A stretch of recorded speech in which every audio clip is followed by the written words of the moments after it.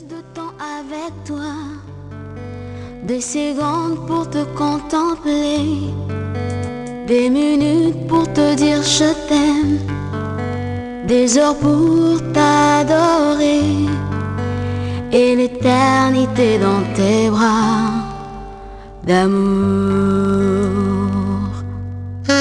Je veux plus de temps avec toi, des secondes pour te contempler, des minutes pour te dire je t'aime.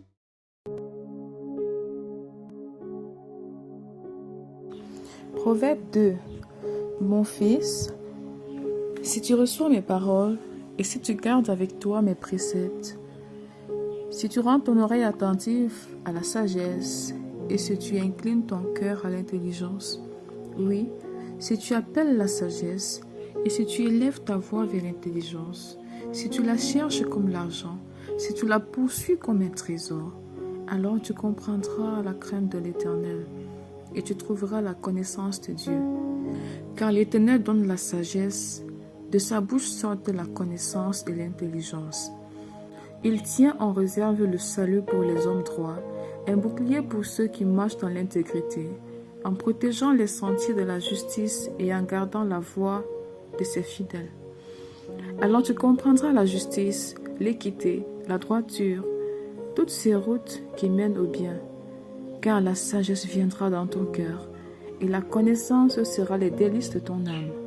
La réflexion veillera sur toi, l'intelligence te gardera pour te délivrer de la voie du mal, de l'homme qui tient des discours pervers, de ceux qui abandonnent les sentiers de la droiture afin de marcher dans des chemins ténébreux, qui trouvent de la jouissance à faire du mal, qui mettent leur plaisir dans la perversité, qui suivent des sentiers détournés et qui prennent des routes tortueuses, pour te délivrer de la femme étrangère, de l'étrangère qui emploie des paroles doucereuses, qui abandonne l'ami de sa jeunesse et qui oublie l'alliance de son Dieu, car sa maison penche vers la mort et ses routes mènent chez les morts.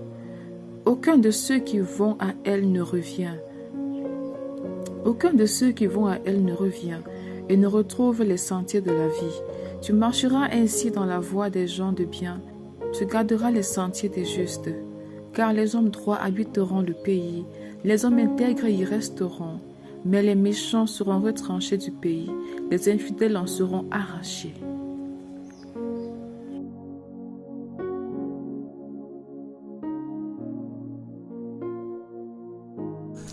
Évangile de Jésus-Christ selon Matthieu, chapitre 4.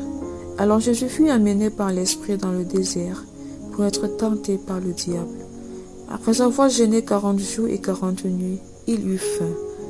Le tentateur s'étant approché lui dit, « Si tu es fils de Dieu, ordonne que ces pierres deviennent des pains. » Jésus répondit, « Il est écrit, l'homme ne vivra pas de pain seulement, mais de toute parole qui sort de la bouche de Dieu. » Le diable le transporta dans la ville sainte, le plaça sur le haut du temple et lui dit, « Si tu es fils de Dieu, jette-toi en bas, car il est écrit, il donnera des ordres à ses anges à ton sujet, et ils te porteront sur leurs mains, de peur que ton pied ne heurte contre une pierre. » Jésus lui dit, « Il est aussi écrit, tu ne tenteras point le Seigneur ton Dieu. » Le diable le transporta encore sur une montagne très élevée, lui montra tous les royaumes du monde et leur gloire. Et il lui dit, « Je te donnerai toutes ces choses si tu te prosternes et m'adores. » Jésus lui dit, « Retire-toi, Satan, car il est écrit, tu adoreras le Seigneur ton Dieu et tu le serviras lui seul.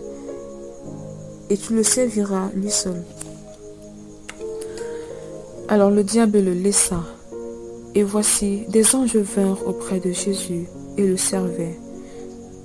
Jésus, ayant appris que Jean avait été livré, se retira dans la Galilée.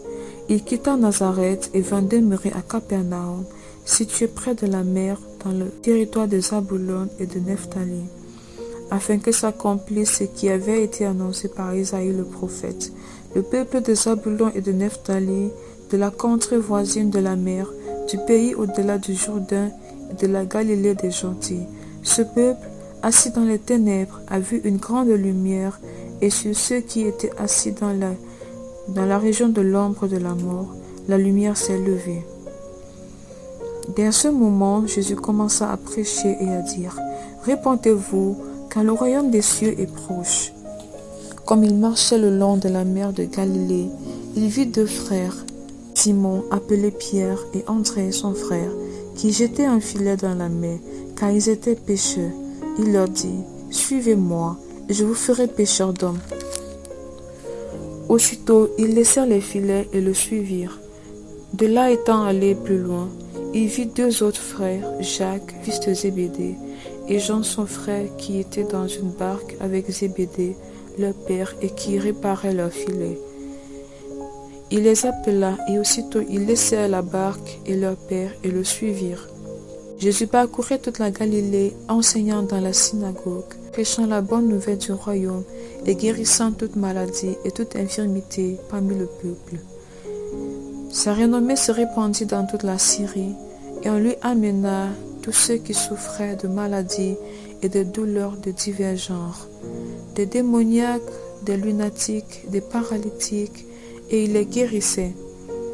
Une grande foule le suivit, de la Galilée, de la Décapole, de Jérusalem, de la Judée et d'au-delà du Jourdain.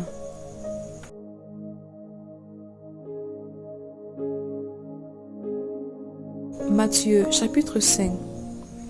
Voyant la foule, Jésus monta sur la montagne, et après qu'il se fut assis, ses disciples s'approchèrent de lui. Puis, ayant ouvert la bouche, il les enseigna et dit, « Heureux les pauvres en esprit, car le royaume des cieux est à eux. Heureux les affligés, car ils seront consolés. Heureux les débonnaires, car ils hériteront la terre. Heureux ceux qui ont faim et soif de la justice, car ils seront rassasiés. Heureux les miséricordieux, car ils obtiendront miséricorde. Heureux ceux qui ont le cœur pur, car ils verront Dieu. Heureux ceux qui procurent la paix, car ils seront appelés fils de Dieu.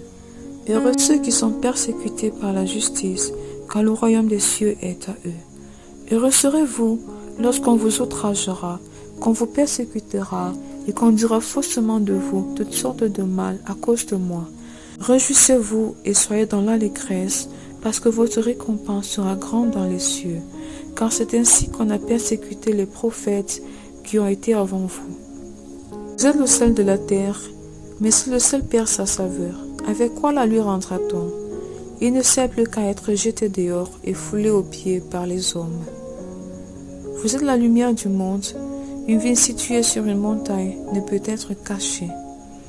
Et on n'allume pas une lampe pour la mettre sous le boisseau, mais on la met sur le chandelier et elle éclaire tous ceux qui sont dans la maison. Que votre lumière luise ainsi devant les hommes, afin qu'ils voient vos bonnes œuvres et qu'ils glorifient votre Père qui est dans les cieux. Ne croyez pas que je sois venu pour abolir la loi ou les prophètes. Je suis venu non pour abolir, mais pour accomplir. Car, je vous le dis en vérité, tant que le ciel et la terre ne passeront point, il ne disparaîtra pas de la loi un seul iota ou un seul trait de lettre, jusqu'à ce que tout soit arrivé. Celui donc qui supprimera l'un de ces plus petits commandements et qui enseignera aux hommes à faire de même sera appelé le plus petit dans le royaume des cieux. Mais celui qui les observera et qui enseignera à les observer, celui-là sera appelé grand dans le royaume des cieux. Car je vous le dis, si votre justice ne surpasse celle des scribes et des pharisiens, vous n'entrerez point dans le royaume des cieux. Vous avez entendu qu'il a été dit aux anciens, « Tu ne tueras point, celui qui tuera mérite d'être puni par les juges. » Mais moi, je vous dis que quiconque se met en colère contre son frère mérite d'être puni par les juges. Que celui qui dira à son frère « Raka » mérite d'être puni par le Sanhédrin, et que celui qui lui dira « insensé » mérite d'être puni par le feu de la géhenne. Si donc tu présentes ton offrande dans l'autel, et que là tu te souviennes que ton frère a quelque chose contre toi, laisse là ton offrande devant l'autel, et va d'abord te réconcilier avec ton frère. Puis viens présenter ton offrande. Accorde-toi promptement avec ton adversaire pendant que tu es en chemin avec lui, de peur qu'il ne te livre au juge, et que le juge ne te livre à l'officier de justice, et que tu ne sois mis en prison. Je te le dis en vérité, tu ne sortiras pas de là que tu n'aies payé le dernier cadran. Vous avez appris qu'il a été dit, tu ne commettras point d'adultère. Mais moi, je vous dis que quiconque regarde une femme pour la convoiter a déjà commis un adultère avec elle dans son cœur. Si ton œil droit est pour toi une occasion de chute, arrache-le et jette-le loin de toi, car il est avantageux pour toi qu'un seul de tes membres périsse et que ton corps entier ne soit pas jeté dans la géhenne. Et si ta main droite est pour toi une occasion de chute, coupe-la et jette-la loin de toi, car il est avantageux pour toi qu'un seul de tes membres périsse et que ton corps entier n'aille pas dans la géhenne. Il a été dit que celui qui répudie sa femme lui donne une lettre de divorce. Mais moi, je vous dis que celui qui répudie sa femme, sauf pour cause d'infidélité, l'expose à devenir adultère, et que celui qui épouse une femme répudiée commet un adultère. Vous avez encore appris qu'il a été dit aux anciens, tu ne te perjureras point, mais tu t'acquitteras envers le Seigneur de ce que tu as déclaré par serment. Mais moi, je vous dis de ne juger aucunement, ni par le ciel, parce que c'est le trône de Dieu, ni par la terre, parce que c'est son marchepied, ni par Jérusalem, parce que c'est la ville du grand roi. Ne juge pas non plus par la tête, car tu ne peux rendre blanc ou noir un seul cheveu. Que votre parole soit oui, oui, non, non. Ce qu'on y ajoute vient du malin. Vous avez appris qu'il a été dit œil pour œil et dent pour dent. Mais moi, je vous dis de ne pas résister aux méchants. Si quelqu'un te frappe sur la joue droite, présente-lui aussi l'autre. Si quelqu'un veut plaider contre toi et prendre ta tunique, laisse-lui encore ton manteau. Si quelqu'un te force à faire 1 000, fais-en 2 avec lui. Donne à celui qui te demande et ne te détourne pas de celui qui veut emprunter de toi. Vous avez appris qu'il a été dit, tu aimeras ton prochain et tu haïras ton ennemi. Mais moi, je vous dis, aimez vos ennemis, bénissez ceux qui vous maudissent, faites du bien à ceux qui vous haïssent et priez pour ceux qui vous maltraitent et qui vous persécutent, afin que vous soyez fils de votre Père qui est dans les cieux, car il fait lever son soleil sur les méchants et sur les bons, et il fait pleuvoir sur les justes et sur les injustes. Si vous aimez ceux qui vous aiment, quelle récompense méritez-vous? Les publicains aussi n'agissent-ils pas de même? Et si vous saluez seulement vos frères, que faites-vous d'extraordinaire? Les païens aussi n'agissent-ils pas de même? Soyez donc parfaits comme votre Père céleste est parfait.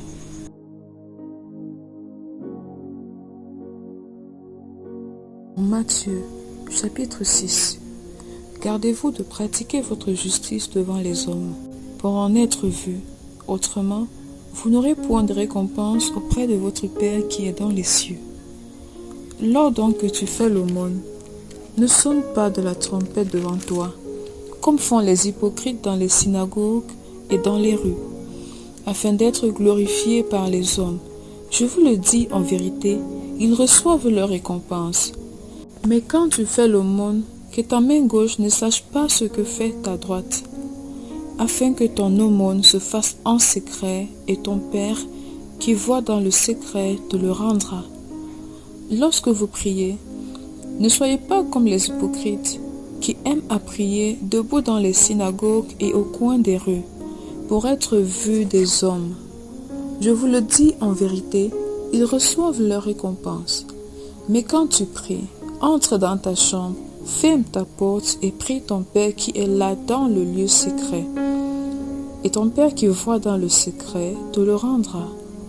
En priant, ne multipliez pas de vaines paroles, comme les païens qui s'imaginent qu'à force de paroles, ils seront exaucés. Ne leur ressemblez pas, car votre Père sait de quoi vous avez besoin avant que vous le lui demandiez. Voici donc comment vous devez prier. Notre Père qui es aux cieux, que ton nom soit sanctifié, que ton règne vienne, que ta volonté soit faite sur la terre comme au ciel. Donne-nous aujourd'hui notre pain quotidien. Pardonne-nous nos offenses, comme nous aussi nous pardonnons à ceux qui nous ont offensés. Ne nous induis pas en tentation, mais délivre-nous du malin, car c'est à toi qu'appartiennent dans tous les siècles, le règne, la puissance et la gloire. Amen.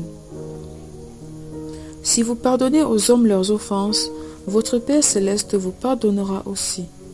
Mais si vous ne pardonnez pas aux hommes, votre Père ne vous pardonnera pas non plus vos offenses. Lorsque vous jeûnez, ne prenez pas un air triste, comme les hypocrites, qui se rendent le visage tout défait, pour montrer aux hommes qu'ils jeûnent. Je vous le dis en vérité, ils reçoivent leur récompense. Mais quand tu jeûnes, parfume ta tête et lave ton visage, afin de ne pas montrer aux hommes que tu jeûnes, mais à ton Père qui est là dans le lieu secret. Et ton Père qui voit dans le secret te le rendra. Ne vous amassez pas les trésors sur la terre, où la teigne et la rouille détruisent, et où les voleurs percent et dérobent. Mais amassez-vous des trésors dans le ciel, où la teigne et la rouille ne détruisent point, et où les voleurs ne percent ni ne dérobent.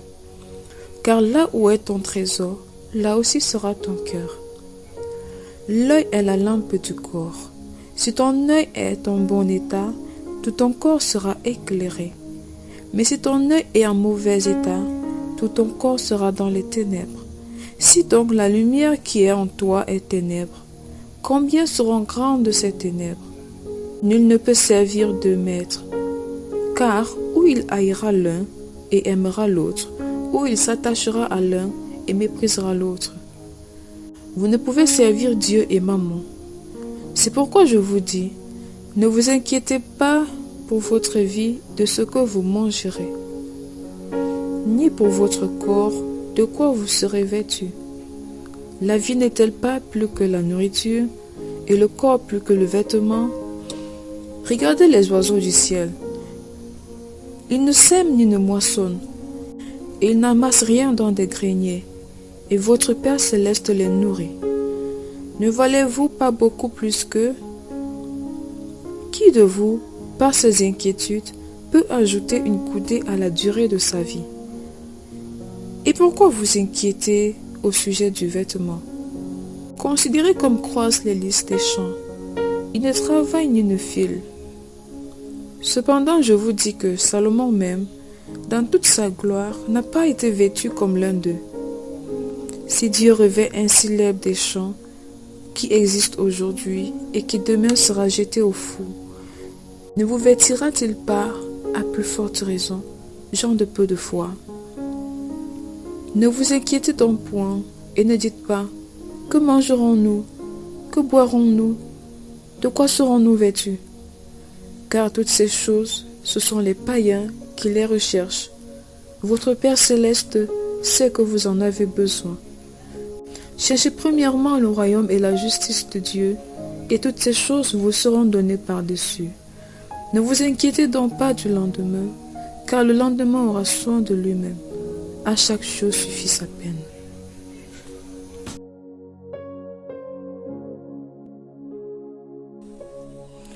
Psaume 1. Heureux l'homme qui ne marche pas selon le conseil des méchants, qui ne s'arrête pas sur la voie des pécheurs, et qui ne s'assied pas en compagnie des moqueurs, mais qui trouve son plaisir dans la loi de l'Éternel, et qui la médite jour et nuit.